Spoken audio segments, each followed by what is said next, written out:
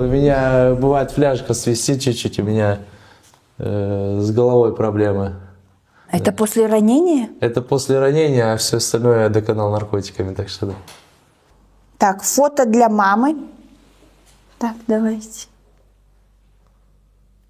Первый военнопленный, который улыбнулся на фото. А что, нельзя?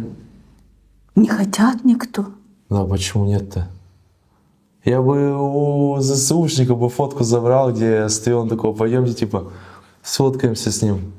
А типа, где типа этот? Давай типа с ним сфоткаюсь. Он не этот, это Слава, и он хочет в плен. Довольно. Вы снимаете уже, да? Прикольно.